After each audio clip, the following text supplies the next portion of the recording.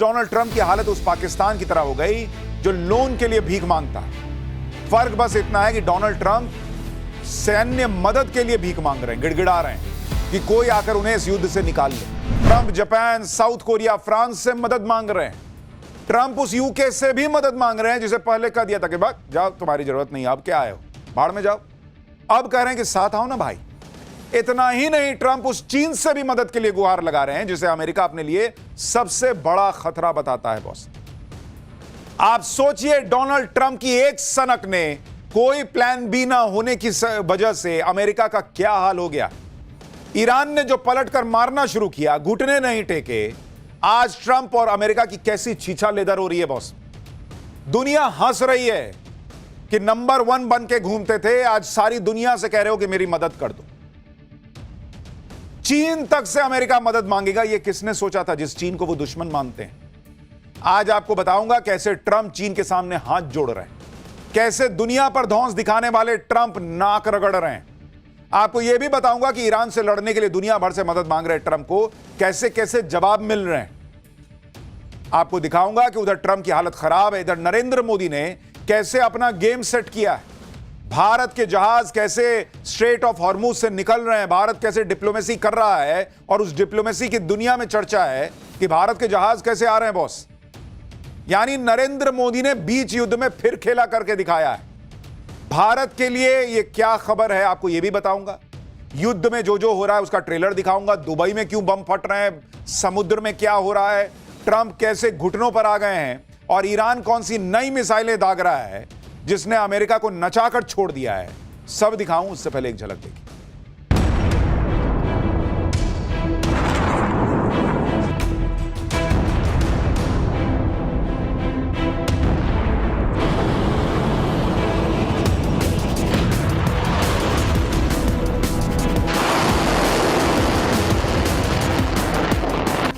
China's an interesting case study. They get most of their oil by far, get a lot, about 90% through the strait. So I said, would you like to come in and we'll find out. Maybe they will, maybe they won't.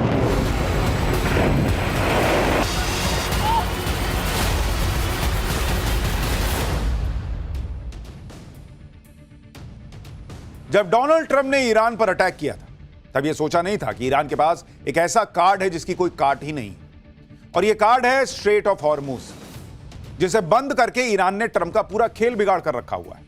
हालांकि हमने पाठशाला में यह युद्ध शुरू होने के पहले आपको स्ट्रेट ऑफ हॉर्मुज का पूरा इंपैक्ट क्या होगा उसके बारे में बताया था, लेकिन डोनाल्ड ट्रंप और उनकी टीम उस हनक में थे, मैं अमेरिका, मुझे कौन छू देगा, जाऊंगा, मारूंगा, निकल आऊंगा। ईरान ने भूत बना के छोड़ दिया। ईरान ने दुनिया के सामने अमेरिका को नंगा करके छोड़ दिया। बॉस, दुनिया देख रही है कि जिसको इतना ताकतवर समझा वो तो मदद मांग रहा है, हेल्प हेल्प चिल्ला रहा है। अमेरिका का सारा गुमान तोड़ दिया ईरान ने। स्ट्रेट ऑफ हॉर्मुज को ईरान ने युद्ध के अगले दिन बंद कर दिया, और तब से ईरान ने इसे खोला नहीं है। साफ कह दिया कि जो उसका दुश्मन है उसके लिए स्ट्रेट ऑफ हॉर्मुज नहीं खुलेगा। और इसी के साथ ट्रंप के साथ बड़ा कांड हो गया, क्योंकि हार्मुज स्ट्रेट खुला नहीं, सप्लाई रुकी हुई है, कच्चा तेल $100 के पास चला गया। दुनिया में हाहाकार मच रहा है, दुनिया बाप बाप कर रही है, और ऐसा बाप बाप कर रही है कि अमेरिका को बाप मानने से मना कर दिया है कई देशों ने। ईरान कह रहा है कि वो हार्मुज स्ट्रेट दुश्मनों के लिए खोलेगा ही नहीं, कच्चा तेल चाहे $200 क्यों ना चला जाए।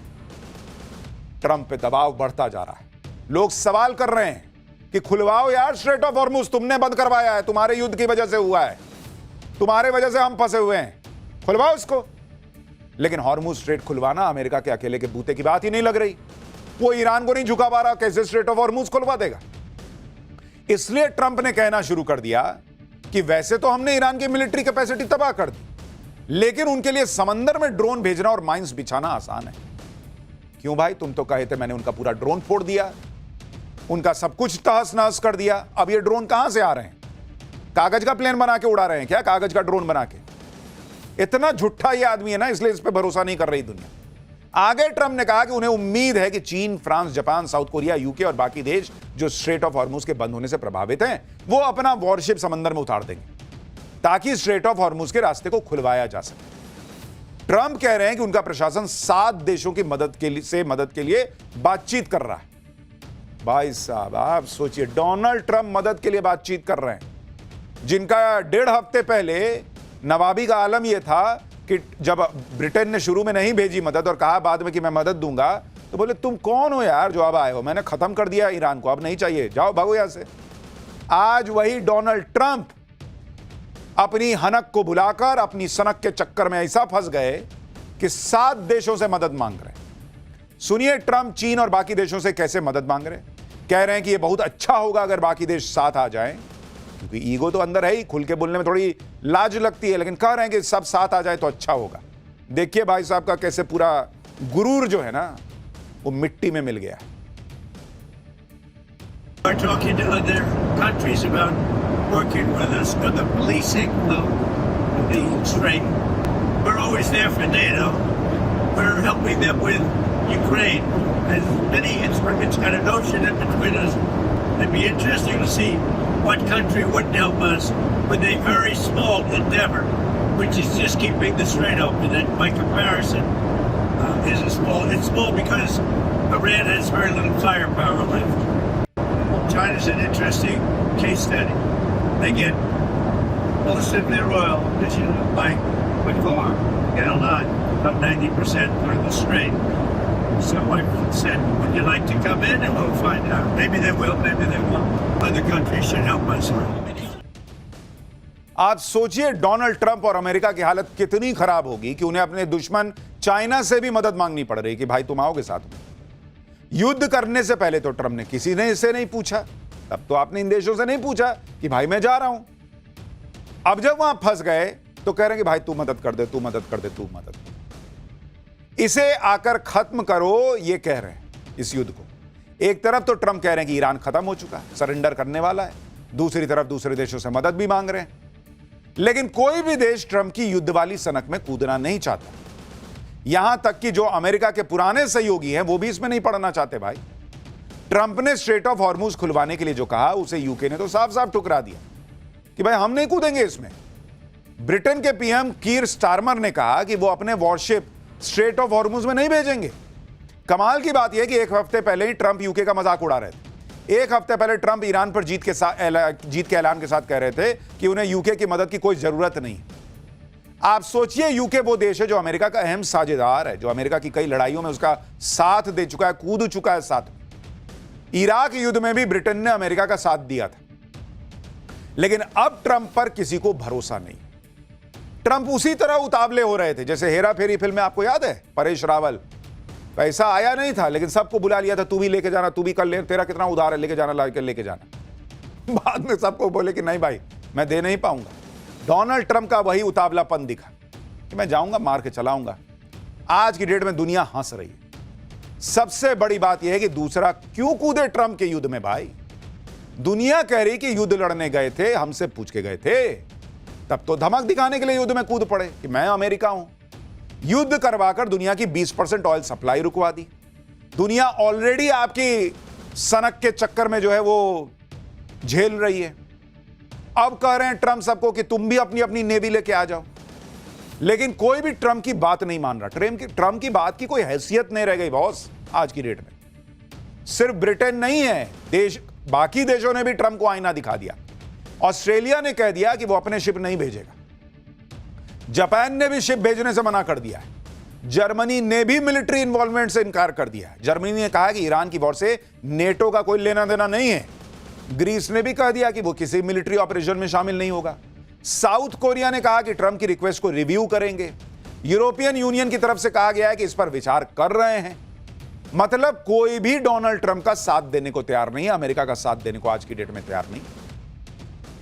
और करो भिखारी पाकिस्तान से दोस्ती और चटवाओ अपने तलवे मुनीर से। जैसे उसको कोई इज्जत नहीं देता, वही हालत आज की डेट में डोनाल्ड ट्रंप की हो गई। कोई इज्जत देने को तैयार नहीं है। ऐसा नहीं है कि ये देश स्ट्रेट ऑफ हॉर्मुज के बंद होने से प्रभावित नहीं है जो मना कर रहे हैं, लेकिन ये देश बाकी विकल्पों पर विचार कर रहे हैं और सीधे सीधे युद्ध में कूदने से बच रहे हैं, क्योंकि उनको भी समझ में आ रहा है युद्ध में घुस तो जाएंगे, फिर निकलेंगे कैसे। और उनके यहां भी तो पब्लिक पूछेगी कि तुम क्यों जा रहे हो, ये तो बताओ। ट्रंप ये दावा कर रहे हैं कि वो कई देशों से बात कर रहे हैं, अच्छा रिस्पॉन्स मिला है, और इसी हफ्ते कुछ देशों से मिलकर एक गठबंधन का ऐलान कर सकते हैं जो स्ट्रेट ऑफ हॉर्मुज में उतरकर जहाजों को सुरक्षित निकाले। एक तरफ ट्रंप प्रशासन माहौल बना रहा है कि जल्दी ही बाकी देश साथ आ जाएंगे। अब देखिए क्या होता है, हो सकता है आ जाए, लेकिन अभी तो कोई नहीं आने को तैयार हो रहा। दूसरी तरफ ट्रंप धमका भी रहे हैं। ट्रंप कह रहे हैं कि नेटो को स्ट्रेट ऑफ हॉर्मुज खोलने में उनकी मदद करनी होगी। अगर अमेरिका के सहयोगी देश हॉर्मुज स्ट्रेट खोलने में मदद नहीं करते हैं तो नेटो का भविष्य बहुत बुरा हो सकता है। यानी ट्रंप को समझ ही भी नहीं आ रहा क्या करूं, धमका के देख रहे हैं, प्यार से बोल के देख रहे हैं, सब कुछ करके देख ले रहे हैं।